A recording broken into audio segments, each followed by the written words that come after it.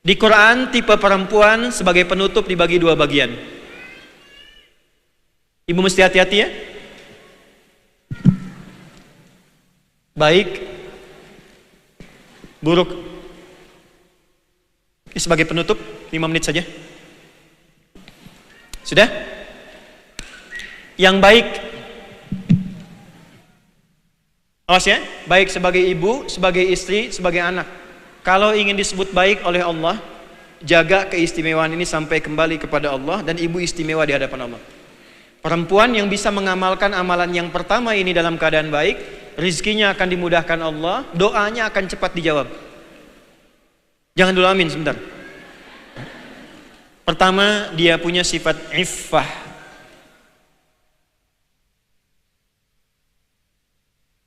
Menjaga kehormatan dirinya, menjauhkan diri dari segala hal yang bisa merusak kehormatannya di hadapan Allah. Tolong jaga sebagai perempuan, ibu ini istimewa. Diciptakannya istimewa, tampilannya istimewa, dijaga dengan istimewa, pelajari keistimewaan itu dan jaga sampai meninggal. Sampai pulang. Penampilan istimewa.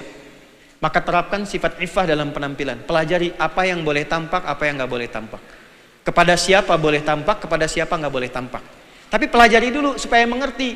Jadi gini, kalau mau berjilbab yang enak, ya, bukan sekedar dipakai, tapi ibu tahu kenapa turun ayat jilbab yang sebelumnya nggak ada. Sebelumnya nggak ada jilbab, tapi kenapa bisa turun? Dan itu bahasa cintanya itu luar biasa.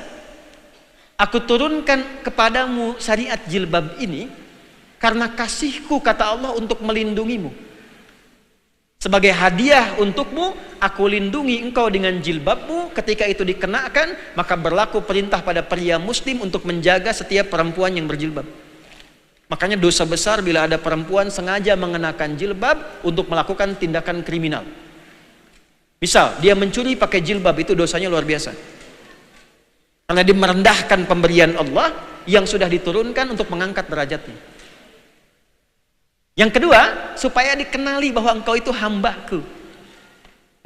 Asa ayyurafna fala yu'dzain. Contoh saja ya.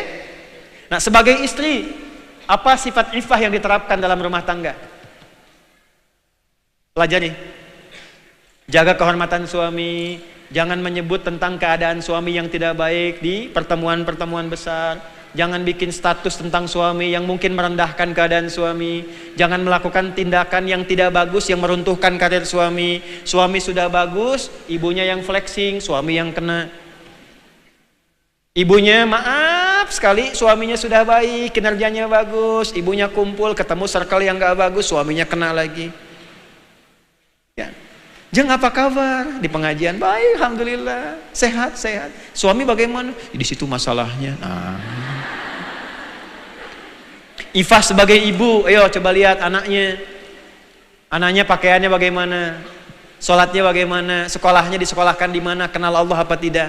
Kalau ibu bisa melakukan itu, perhatikan kalimatnya, fataqabbalaha rabbuha biqabulin hasanin wa ambataha nabatan hasana.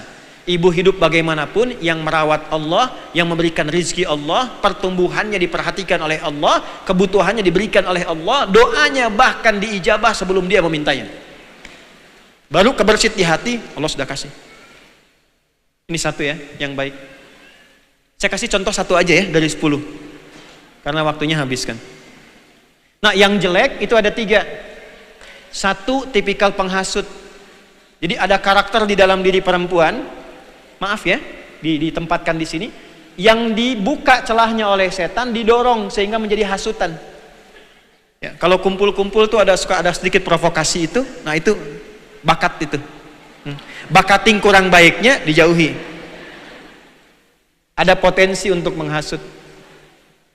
Contohnya istrinya Abu Lahab, hammalatal. 2, maaf, tipikal penggoda. Istrinya Imratul Aziz menggoda Yusuf kan? Ya. Nah, kapan itu muncul harus diketahui. Jadi kalau nanti maaf ya, misal yang profesinya jadi sekretaris, profesinya ada di kantoran, tiba-tiba berduaan bukan dengan yang mahramnya, posisi yang lawannya itu lebih tinggi dari dirinya, ya, terbawa keadaan suasana, hati-hati. Itu dibangkitkan oleh setan. Walaupun awalnya itu nggak ada, tapi bisa ada. Hati-hati. Dan pelajari posisi suami sekarang bagaimana. Tiga tipikal pengkhianat pada hubungan rumah tangga. Seperti, maaf, istrinya Nabi Nuh dan Nabi Lut alaihissalam, yang mengkhianati istrinya. Kapan itu muncul? Seperti apa keadaannya? Bagaimana statusnya? Dan apa yang memicu itu bisa hadir? Itu lengkap dibahas oleh Al-Quran. Suaminya bertugas jadi nabi, tapi istrinya berasal dari keluarga terpandang, merasa punya posisi, diangkat oleh masyarakat sehingga bebas menghukumi suami. Maka istri Nabi Nuh mengatakan, suami saya memang orang gila. Tuh. Keluar kalimat itu. Siapa yang membuat kehidupan Nabi Lut itu susah? Istrinya sendiri.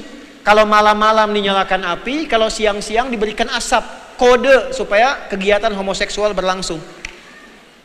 Siapa yang buat? Istrinya sendiri.